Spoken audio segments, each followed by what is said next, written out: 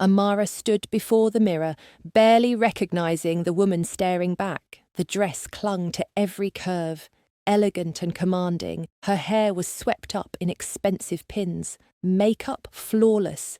She looked like she belonged in this world of blood and power. The lie was immaculate, beautiful. Mrs. Kang adjusted the final pin. The family will approve. Amara met the older woman's eyes in the reflection.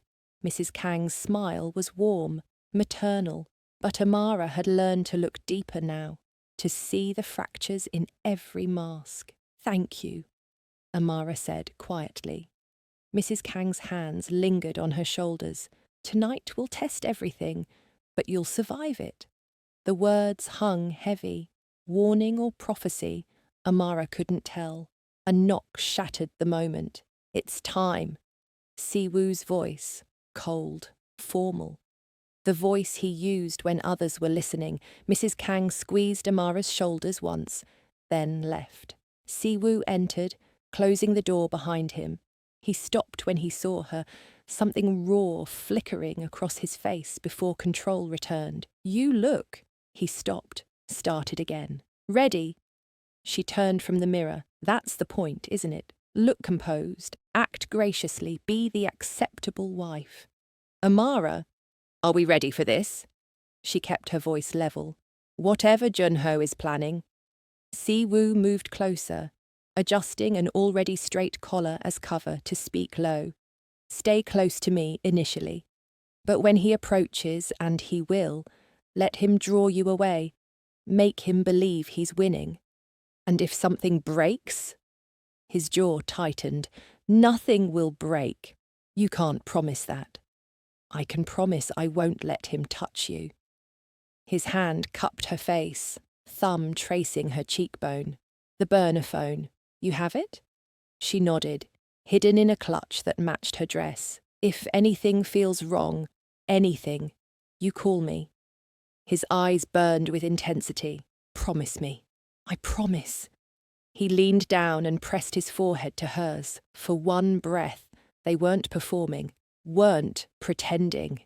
"After tonight," he whispered, "everything changes." "I know." He pulled back, the mask sliding into place like ice forming over water. Offered his arm. "Shall we, wife?" She took it. "Let's go." The ballroom was already thick with Korea's most dangerous men and their polished wives. Crystal chandeliers bathed everything in golden light. A string quartet played something classical and melancholy. Servers glided through the crowd with champagne. This was power. This was the world she'd married into. Conversations died as they entered. Eyes tracked their descent down the grand staircase. Siwoo's hand was on her waist. She kept her chin high, smile fixed, playing the part flawlessly. Mr. Park, an older man, materialized immediately. Grey hair, tailored suit, eyes that appraised her like livestock at auction. "Your bride is beautiful." "Thank you, Mr. Choi." Siwoo's voice was polite ice. The man looked like he had more to say, but Siwoo's grip tightened on her. Waist, his tone could cut steel. "If you'll excuse us." They moved on, but more circled.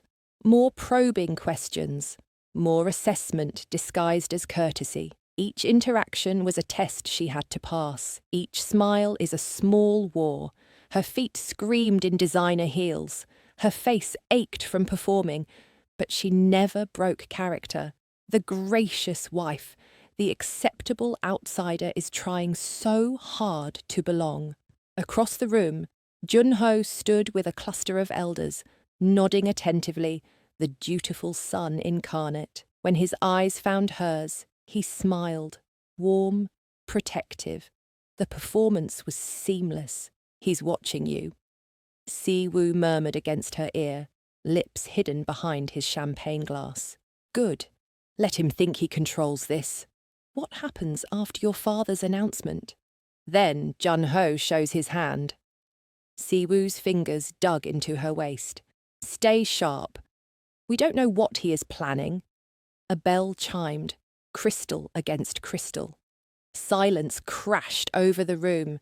Siwoo's father stood at the head of the grand staircase, cold, commanding, absolute authority made flesh. Jun Ho stood beside him, the picture of filial devotion. "Thank you for joining us tonight."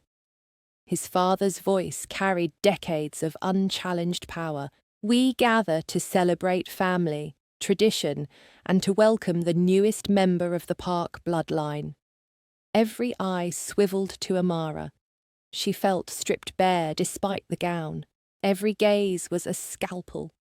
Every whisper, a verdict on her worthiness. "My eldest son has chosen his bride." His father's pause was calculated, heavy, "and I have accepted her into our family." Applause rippled through the ballroom, polite, measured, strategic. "To honour this union, we observe our family's most sacred tradition." His father gestured.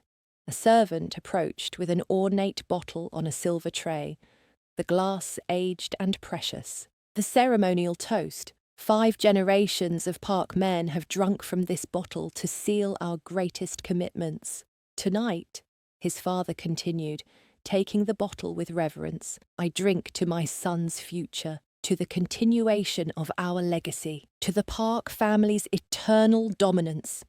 He uncorked it with ceremony, poured dark liquid into the crystal. Every instinct in Amara's body screamed. She could feel something wasn't right. She should stop this. Do something. His father raised the glass high. "To the Parks! To the Parks!" 300 voices echoed. He drank deeply, lowered the empty glass, smiled at his empire. For one suspended heartbeat, nothing happened. Then his smile cracked. His hand shot to the banister, knuckles white. "Father!" Jun Ho was there instantly, concern painted perfectly across his face. "What's wrong?" "I'm—" His father's legs gave out. The room detonated into chaos. Guards materialized from shadows. The doctor shoved through the crowd, black bag already open. Guests surged forward, then recoiled, caught between morbid curiosity and self-preservation. Amara couldn't move.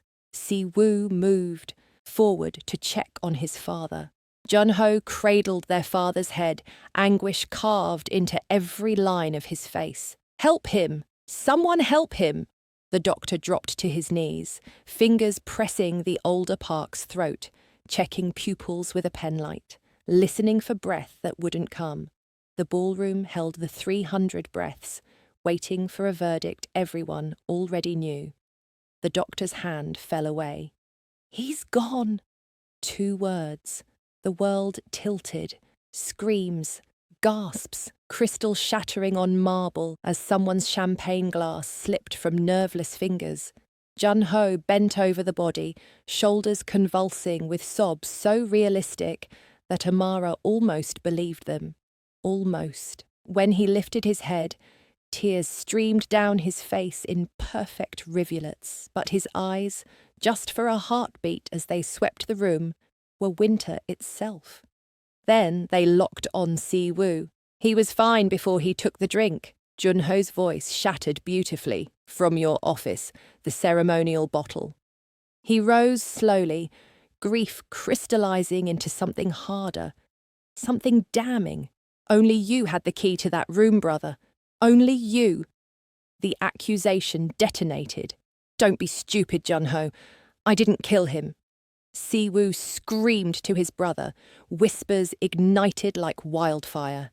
Every eye turned to Siwoo, weighing, measuring, condemning. One of the elders stepped forward, Elder Kim, silver-haired and ancient, voice like gravel. "Park Siwoo." The formal address cut like a blade. "Your brother has a point. The doctor will perform an autopsy to determine if he was poisoned immediately, but until then, you will be placed in custody." Siwoo's voice rang clear across the ballroom. "I will submit to the family's investigation." His eyes swept the crowd, landing briefly on Amara. "I have nothing to hide." Elder Kim nodded grimly. "Guards, secure him." 4 men in black suits closed in, He didn't resist when they walked him toward the exit. Then he was gone. No. The word ripped from Amara's throat. He wouldn't.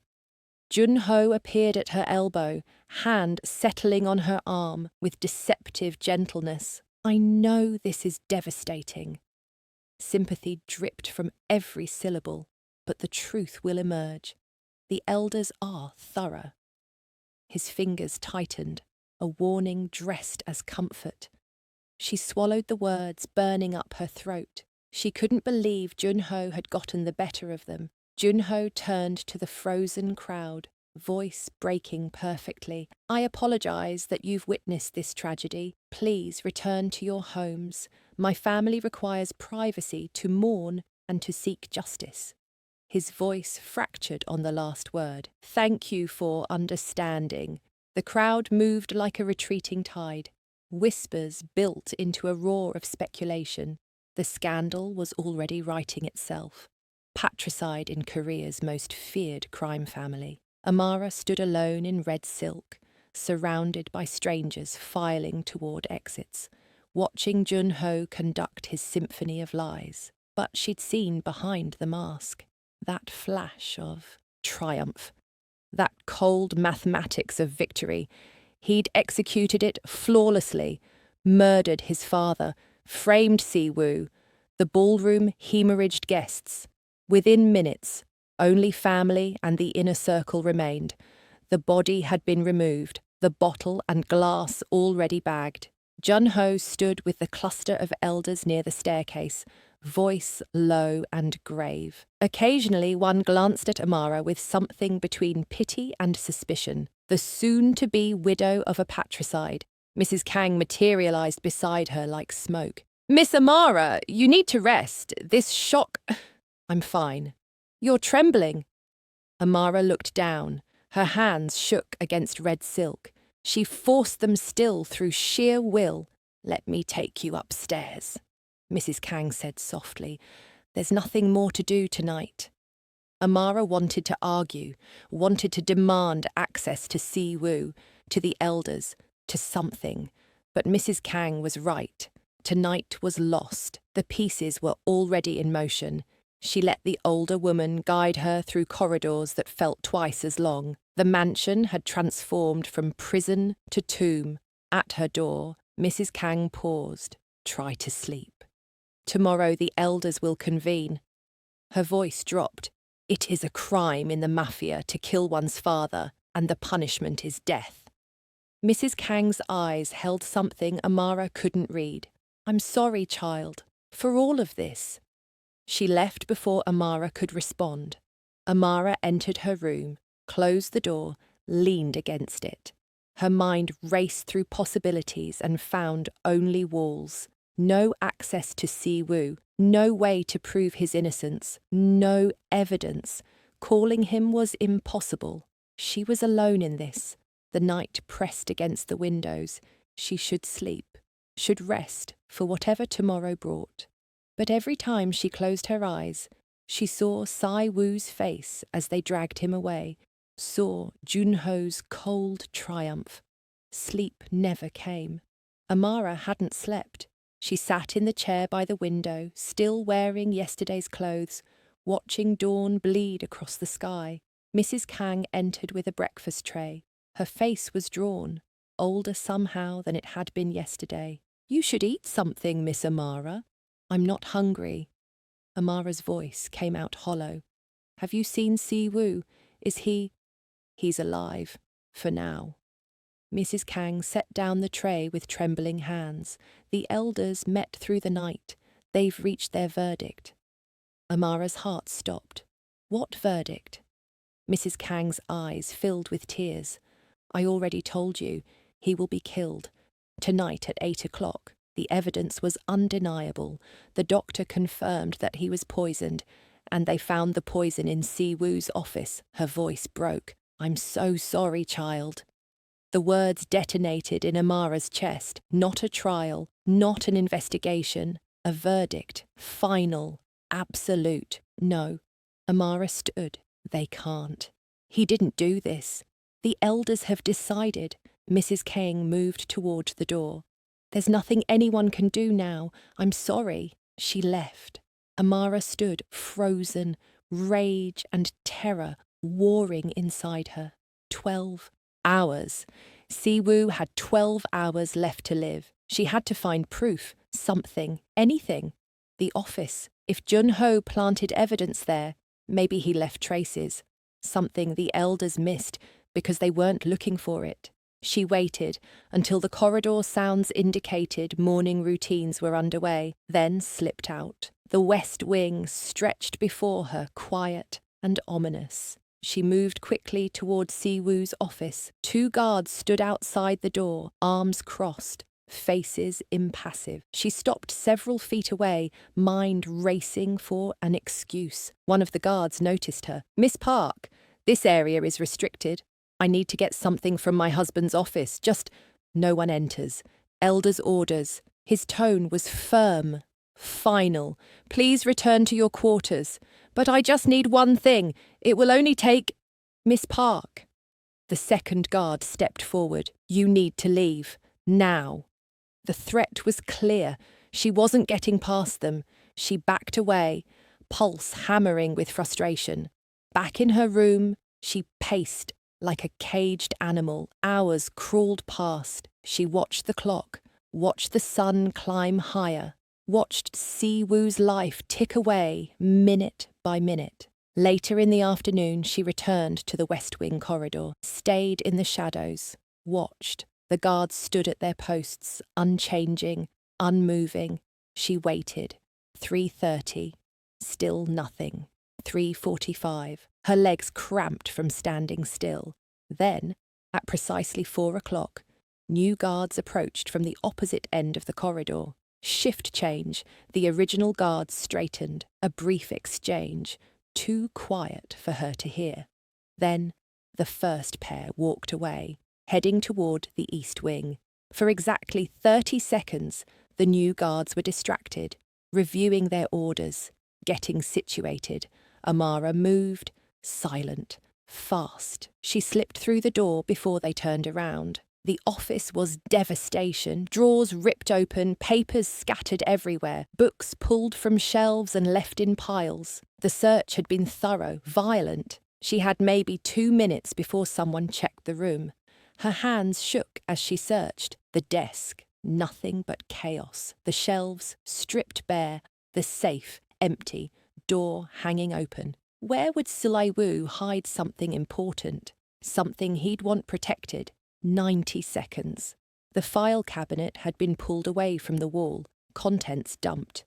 Behind it, a small gap between the cabinet and wall. She squeezed her hand into the space. Her fingers brushed something. A small device, rectangular, cold metal. She pulled it free. A recording device. Tiny, professional. A small red light blinked once when she moved it. Still active. Still recording. Her breath caught. Siwoo must have installed it for security. And in the chaos of their search, the elders never found it. Voices outside. The guards talking. She couldn't get caught here. Her heart hammered. She was trapped. No. There had to be another way out. She scanned the room desperately. The service door. Every major office had one for staff to enter without using the main corridor. She found it behind a displaced bookshelf. Tested the handle. It opened. She slipped through into a narrow servants' passage. Followed it back toward the main corridor, emerging near the kitchen entrance. Safe. She made her way back to her room, the recording device burning in her pocket like stolen fire. Inside, she locked the door and pulled out the device. Examined it. No playback mechanism she could see. No way to know what it contained. The door opened. She spun, shoving the device deep in her pocket. Jun Ho stood in the doorway. He stepped inside, closed the door with deliberate care. "Amara," his smile was cold, knowing, "I know you were working with my brother to expose me, but I'm always ahead." Her blood turned to ice, but she kept her voice steady. "I don't know what you're talking about." "Don't insult me." He moved closer, each step measured, dangerous. You think I didn't see every secret conversation, every whispered plan? He circled her slowly. I let you play your little game because it made mine more interesting. Her hand slipped into her pocket, found the device, pressed what she hoped was the record button. I know you killed your father. How did you make it so perfect that even the elders believe Si-woo did it? Jun Ho studied her face. Something flickered in his eyes. Amusement, maybe, or pride. You really want to know? Yes. He smiled. Mrs. Kang did it for me. Sweet, loyal Mrs. Kang who raised me like her own son. His voice carried satisfaction. She poisoned the ceremonial glass, added the aconite exactly where I told her to, exactly when I instructed. Keep him talking. Get every detail. Why would she help you kill your father? Because she loves me. Jun Ho moved closer, and she hates Si-woo and my father. Do you know why? No, because 10 years ago, my father and Si-woo murdered her son. He said it casually, like discussing the weather. He was a guard here, got involved in something that threatened the family. My father ordered him eliminated. Si-woo carried out the execution personally. Horror crawled up Amara's spine. Mrs. Kang never knew who gave the order, never knew who pulled the trigger, until I told her. His eyes were empty, cold. 6 months ago, I sat with her and explained everything, showed her the evidence, the orders, the cover-up. I watched her heart break. He paused, and then I offered her revenge. You manipulated her grief. I gave her justice. Jun Ho's voice hardened. I told her I was planning to remove my father from power, to make Si-woo pay for murdering her son. All she had to do was one small task. Poison the drink. She executed it perfectly. Father drank. Father died. Si-woo takes the fall. He laughed softly. Poetic, don't you think? He dies for a murder he didn't commit, while all his actual murders go unpunished. The device captured every word. And what happens to Mrs. Kang now?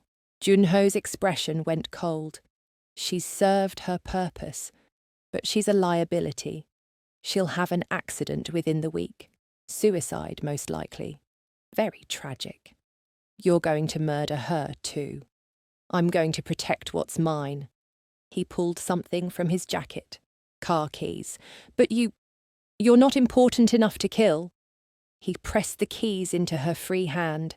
Leave before the execution. Before you become a problem I have to solve. Why let me go? Because you're not important. Just a debt, and besides, nobody will believe you. His smile turned lethal. But if you stay and try to cause problems for me, I will eliminate you. Do you understand? He left. Amara stood alone, keys in one hand, recording in the other. Amara stared at the recording device. Jun Ho's confession was all there, every word, every admission, the truth about Mrs. Kang. About her murdered son, about the poison. But who would believe it? She was an outsider. A black woman married into this family under duress.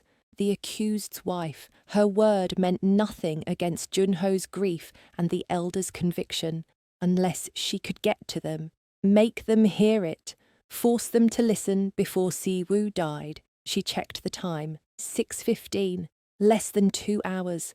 She changed quickly into dark pants and a sweater, pocketed the recording device, left the car keys on the vanity. She wasn't running, not anymore. A knock on the door made her freeze. She opened it cautiously. A man in his 40s stood there, scarred face, guard's uniform, eyes that held barely contained urgency. Miss Park, I'm Jang Ji-hoon. I serve under Master Si-woo. His voice was low. The master gave me instructions before the gala, in case something happened to him. Her pulse spiked.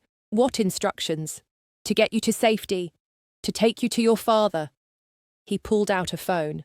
But first, he wanted me to give you this. He pressed play. Si-woo's face filled the screen. exhausted, haunted, but his eyes were clear. Amara. His voice cracked slightly. If you're watching this, something went wrong and I can't be with you. Tears burned her eyes. Ji-hoon has his orders. He'll take you to your father, get you somewhere safe. There's money, documents, everything you need. He swallowed hard. This is the freedom I promised you. Take it. Please. He looked away from the camera, jaw working. When he looked back, his eyes were wet. I love you. I should have said it before. I should have... His voice broke. Just go, please. The screen went black. Amara stood frozen, tears streaming down her face. Ji-hoon pocketed the phone. The car is waiting. We need to leave now before... No. His eyes widened. Miss Park, the master was very clear. If anything happened to him, I was to... I'm not leaving him to die. Her voice steadied with absolute certainty. If you want your master to live, you need to get me to that execution. Now.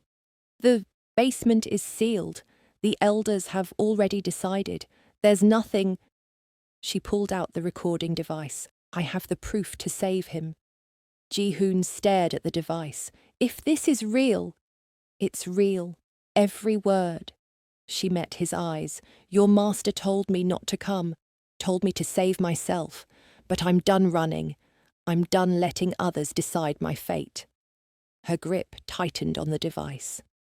Are you going to help me or not? Ji-hoon was quiet for a long moment. Then something like pride crossed his face. He nodded slowly. There's a service passage to the basement. I can get you close. But after that, you're on your own. That's all I need. If you're caught, they'll kill you too. Then I better not get caught. He led her through a maze of servants' corridors, narrow, dark, the mansion's hidden veins. They descended stairs. The air grew colder. Voices echoed from below, many voices. Ji-hoon stopped at a junction, pointed down a corridor barely wider than her shoulders. That opens behind the execution chamber. There's a hidden passage. You'll see everything through the grate. Thank you. Don't thank me. Just save him. He disappeared back up the passage. Amara moved through the narrow space, the recording device clutched in her hand like a lifeline. The passage opened to a small alcove behind an ornate grate. She pressed against it. The execution chamber spread below. Ancient stone, torches burning, 12 elders in traditional dress, seated in a semicircle, cold, implacable. In the centre, a raised platform with a single chair, restraints hanging from the arms. Behind it, an executioner, blade gleaming in torchlight. Her stomach turned. The heavy doors opened. Guards entered, dragging Si-woo between them. His hands were bound. His face was bruised, but his spine was straight, his head high. They forced him into the chair, locked the restraints around his wrists and ankles. Elder Kim stood. Park Si-woo, you have been found guilty of killing your father. In accordance to our laws, the sentence is death. His voice echoed off stone.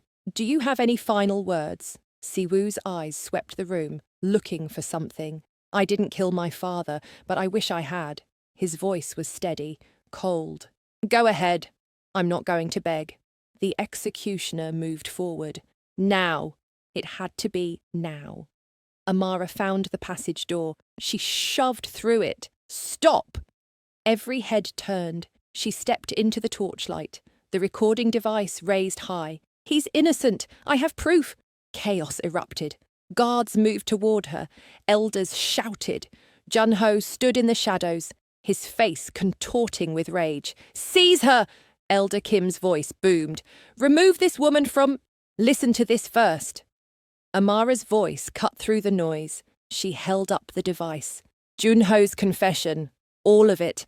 How he manipulated everyone. How he poisoned his father. How he framed my husband. She's lying. Jun Ho stepped forward, grief perfectly painted on his face. She's desperate. She'll say anything to, then let them hear it. Amara met his eyes. If I'm lying, the recording will prove it. But if I'm telling the truth, she turned to the elders. You're about to kill the wrong man. Elder Kim raised his hand. The guards stopped. Play it.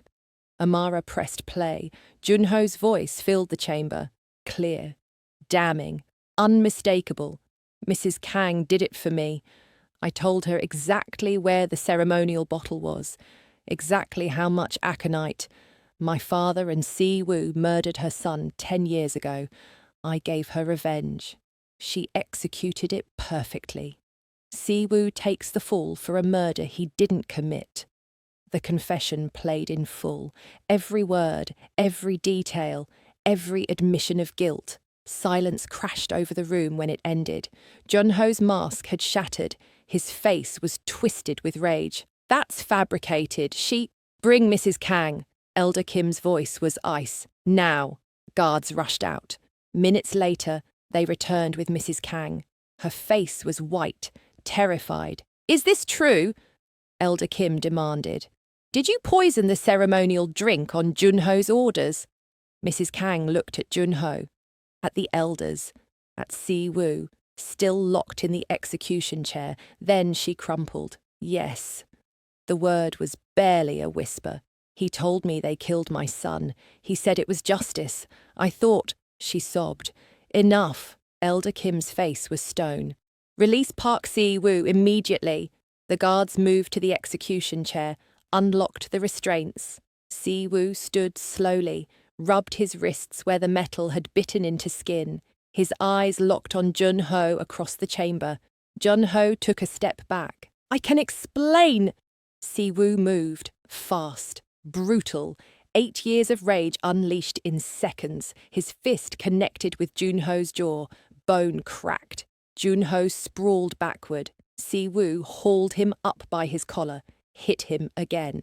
That's for framing me. Jun Ho's nose shattered. Blood streamed down his face. And this. Si Woo's knee drove into his ribs.